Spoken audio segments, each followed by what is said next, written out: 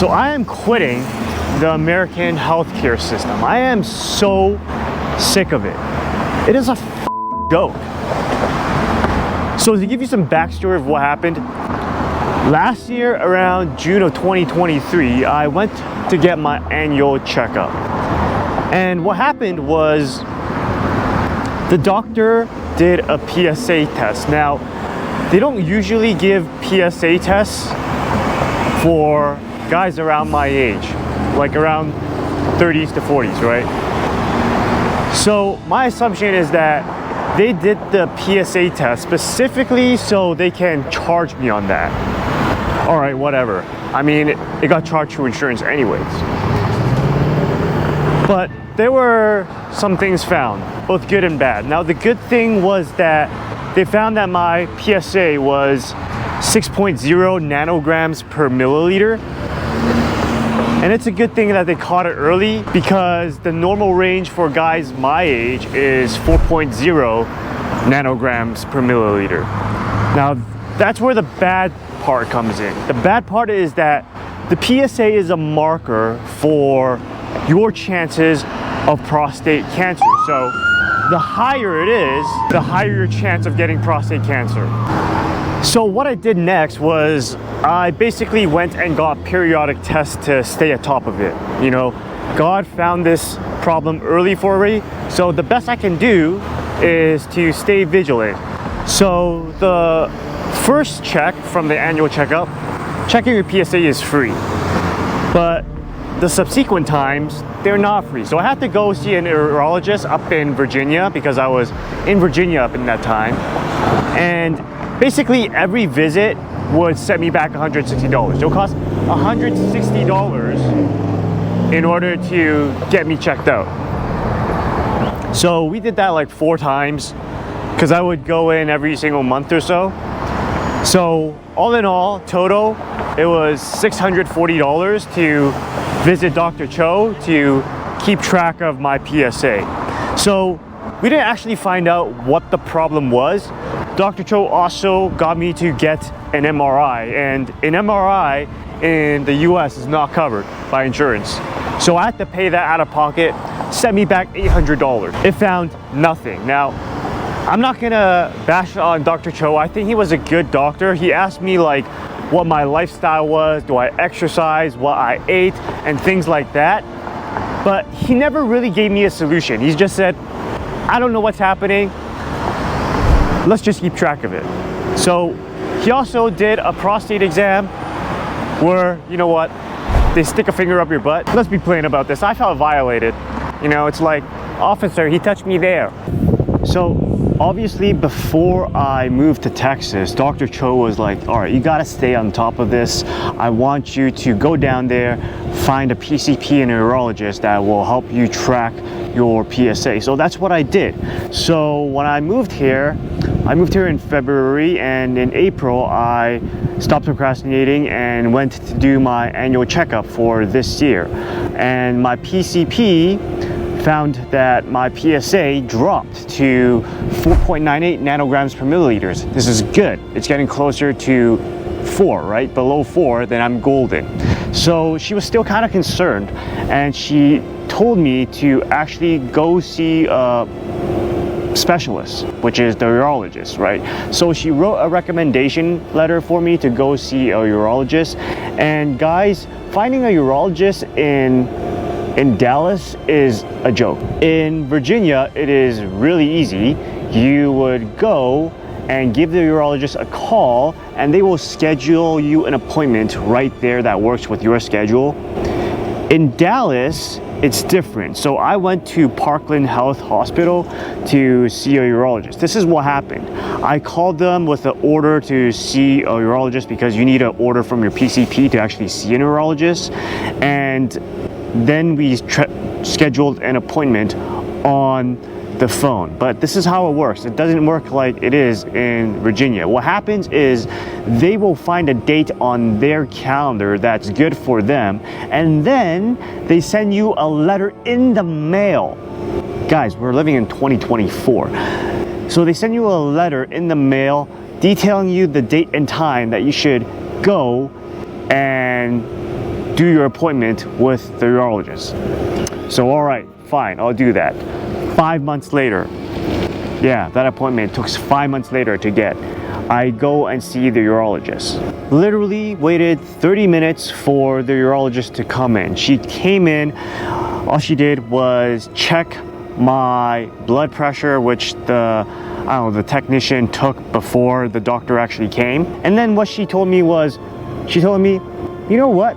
Your PSA is kind of high for your age. And I'm like, no shit, Sherlock.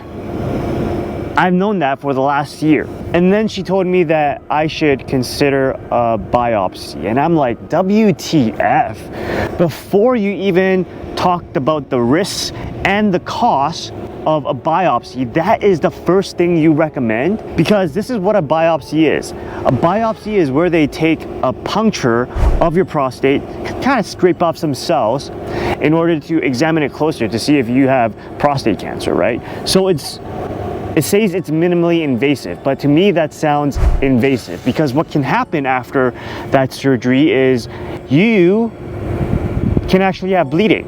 And if your blood actually has cancer cells, if it bleeds into the rest of your body, well, you're gonna infest the rest of your body with cancer cells. But did she go over those risks? No, she didn't.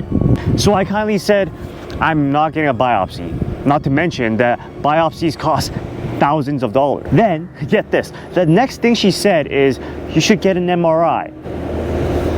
I'm like, I told her I got an MRI last October, everything checked out. My urologist in Virginia said there was nothing out of the ordinary. And then this is how she responded. She responded that, you know, last October is kind of too long, so we should get another one just to make sure. She re-insisted even after I said that it was expensive, and I don't think there was a point of me doing another one. And you're wondering, why would she suggest it? Well, I don't know, maybe because an MRI costs you out of pocket $800 and it's more money to be made by the hospital. All right, so what was the lesson after all this? The lesson is, don't visit Parkland Health if you're in Dallas for anything, because they don't have my best interest at heart. That's how I see it. Because if I actually went with that biopsy that they recommended, then that would have increased my chances of making me worse than I'm already at. Then what would happen is I would get more sick likely, and I have to go back to them, which would cost me more money, which in turn they will probably suggest something terrible that would make me more sick. Like, in what world do we live in where instead of healing you, hospitals work to make you more sick instead of making you better? To me, it just felt like a complete trap to keep you paying them. So after setting up that appointment, I got the bill from my visit. The visit itself, me walking into the hospital and waiting, cost me $1,300. And the bill from the doctor herself, who was late to the appointment, she billed me $400. And don't mind me, there was also this mid-session where she had a cough attack and she just walked out instead of helping me with my problem. Like, am I paying you to have a cough attack as well? So even with insurance, after that one visit, I was set back $620. So of course, I canceled all my appointments after that one visit. So now I have this PSA problem, right? And I have these doctors and professionals who have no suggestions or recommendations or solutions of what to do. So what am I going to do? So to recap, here's what I've gotten so far after spending $2,000 plus on doctors and professionals, the urologists. I got an MRI. I got 3 doctors that told me that they have no idea what's happening and that they have no solution or recommendation or suggestion, and that I should track. And I got a finger up my butt. So the American healthcare system is a joke. It's a medical industrial complex. Luckily for me, I like to read a lot, and the book I'm going through right now is Tim Ferriss's Tribe of Mentors. It's 19 hours long. It's a long book. But in it featured this one guy, Jerzy Gregorek, who is a refugee from Poland and also a world weightlifting champion. So Jerzy also had the same problem. He had a PSA of 9.5 or something. It was extremely high. And he did the same thing that I did. He went to the doctor, and what they suggested was to get a biopsy. He was like, whoa, whoa, whoa, slow down. I know what a biopsy does, and if it has cancer cells in the blood and I have complications afterward, I could spread that cancer everywhere. So what he did was, he told the doctors, give me 6 months, let me self-diagnose and try to fix it myself. So that's what he did. He self-diagnosed it, and he found a solution to his problem. So over 2 years, he completely switched up his diet, and he brought his PSA levels down to 0.1 nanograms per milliliter. The doctors were astounded. So 5 months ago, I gave him a call, told him my problem, that I had the same PSA problem that he had, and he recommended his Happy Body program. The program was $4,000. It is pricey, and at that time I found that my PSA was also going down. So I was like, it has to be a food problem, so let me experiment with the food. So what I did over the last couple months was I switched up my diet. I also started jiu-jitsu, right? So when I started jiu-jitsu, I was getting tired a lot. And I told my PCP this and told her about my diet, and she told me that I wasn't getting enough protein and that I have to eat meat. So I did that. The same time I started jiu-jitsu, the same time I started eating meat. And I did get more energy, I think. But at the same time, now I need to take mid-afternoon naps because I just get really fatigued mid-afternoon. Before I switched up my diet, I never needed them. So my last PSA check at Parkland came back at 5.98. So I told you what the changes I made were in my lifestyle. I started jiu-jitsu and I switched up my diet. I highly doubt that more exercise is causing the rise in my PSA. So it has to be the meat, it has to be the animal protein, it has to be the food. Something is wrong with the food. So I have high confidence that the food is killing me. Like I said, the only change that I made from my PSA test in April to the one that I did 2 weeks ago in September was I changed the way I ate. I started eating meat because that's what the doctor recommended. So last week I watched another podcast of Tim Ferriss with Naval Ravikant and Jerzy. And I found out that when he had this problem, he only changed one thing, and that was his diet. So what he did was he completely cut out meat, basically, and he started more of a vegetarian diet, you know, soups and things. And I found out that he rarely ate meat anymore. He eats it very sparingly, like a steak a month or something. And I mean, at this point, what I discovered is that I have paid $2,000 for the doctors to tell me nothing. In fact, what they've told me has made me worse than before they told me anything.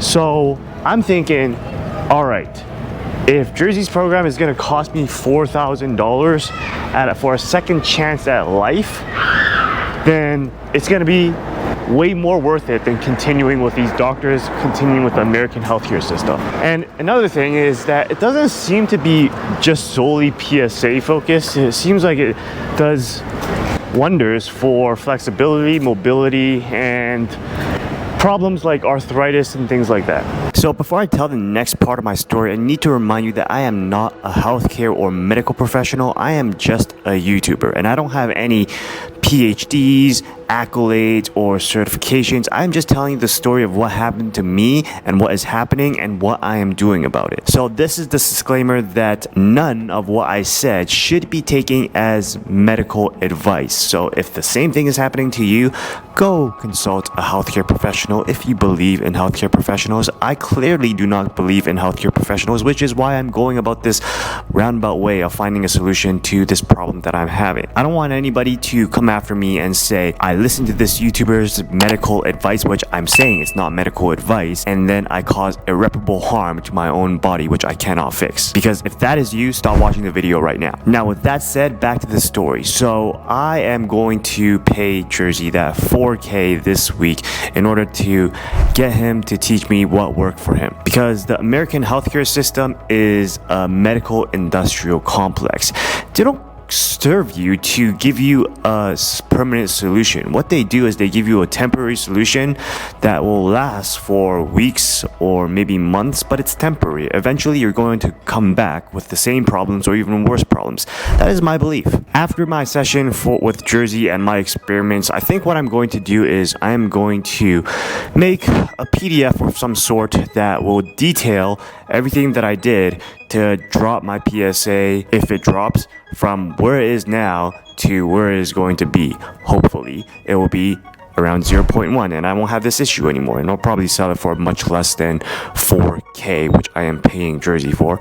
But you know what? I think it's worth it for a second chance at life. And I think it's crazy how our system is in this day and age. We have an education system which is screwing students and killing them with educational debt. And then what we have is we have a medical industrial complex which its goal seems to be to kill you through medical debt and keeping you sick while giving you temporary solutions to an illness that can probably be easily solved if you looked elsewhere. But the hospital needs to get paid. So what they do is they only give you a temporary solution and keep you in a suspended state of paying them, so that until you can't pay them anymore, then they will cut you off, you will die, and that will be that. There will be another sucker that will do the same thing as you did and keep paying them. I think it's all super disgusting. And to tell you the truth, I am not the only story. My friend had this similar story. He had a really high cholesterol problem because of all the steaks he was eating, I believe. And he's only 34 years old, or 33. I forgot how old we were. We're the same age. But anyways, he went to the doctor and the doctor said, you have to take these pills. And he's like, I don't want to take any medication. So he went out there, solved it himself. He went on YouTube and started watching videos. And then he found a solution because someone who had the same problem solved it. He tried that solution, experimented on himself, and solved it himself. Went back to the doctor and the doctor said, how the heck did you do that? And he said, I watched YouTube videos. Like, the doctor cannot give him the same solution that some YouTuber gave him. It's incredible. And you know what? Both my friend and I, we came down to the same common denominator. His problem was fixed by fixing his diet. He just added honey to his diet or something, and that fixed everything. And for me, like I mentioned earlier, I suspect that the food is the problem. And in Jersey's story, he also found that the food was the problem, that when he switched his diet up, that fixed everything. So at the end of the day, we learned several things, and this shouldn't come as a surprise. 1. Schools are killing you because they're just putting you into educational debt and trying to teach you things that doesn't even come close to what YouTube or X teaches you. 2. The medical industrial complex, which is the American healthcare system, is also killing you because all they're doing is making you temporarily better, but putting you on a train of sustaining medical debt and keeping you paying the hospitals until you die, until they can replace you with another sucker. And 3, this is not proven yet, but I suspect that the American food system is also killing us because, like I said in my story, it is just by changing that diet that is eating meat that has made me worse. So they're putting something into the feed for animals and for produce that is obviously killing us. And don't get me started about tap water. That is a story for a different time. But for now, why don't you check out this other video that I made that is, I think, quite interesting.